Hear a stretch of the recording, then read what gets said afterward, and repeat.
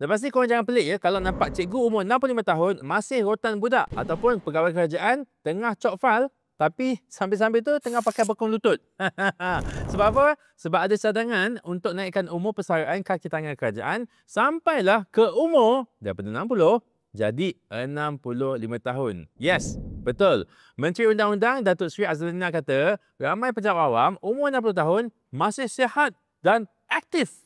So rugilah kalau pencet awal. Tapi, betul ke logik dia ni? Cikgu dah umur 40 tahun mengajar, PTD dah 30 tahun naik turun jabatan. Umur 60 tahun tu selalunya dah dikira sebagai countdown mode. Nak rehat. Tapi bila nak pencen je, kerajaan kata, tunggu. You masih boleh contribute.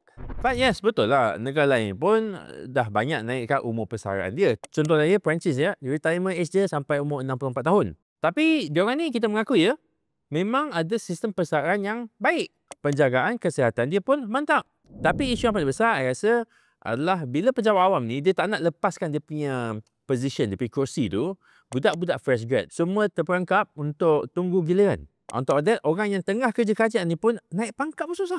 Tapi itulah, bukannya I tak setuju langsung. Kalau kita nak lanjutkan umur persaraan sampai 65 tahun, kena bagi option. Siapa yang sihat dan nak kerja, boleh teruskan. Tapi jangan paksa semua sekali. Dan yang paling penting, bukan semua boleh.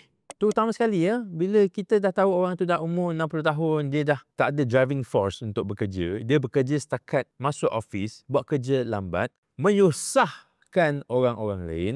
Orang macam ini memang patutlah dibenarkan untuk bersara. Supaya kita buka peluang pekerjaan tu, that position tu, contohlah customer service tu, daripada kita benarkan orang yang tak bersemangat untuk bekerja, lebih baik kita bagi orang yang bersemangat, budak-budak baru. Maybe dia punya soft touch tu tak banyak sangat, tetapi at least dia bersemangat untuk terima cabaran-cabaran baru, belajar benda-benda baru. So, korang rasa patut tak kaki tangan kerajaan ni kerja sampai umur 65 tahun? Ataupun patut pencen tetap pada umur 60 tahun tapi ada skim sambungan kerja atas pilihan sendiri dan juga atas pilihan majikan tu lah. In this case, kerajaan ataupun department tersebut. Cuba korang komen dekat bawah. I nak tengok tim sambung kerja versus dengan tim yang nak jaga cucu.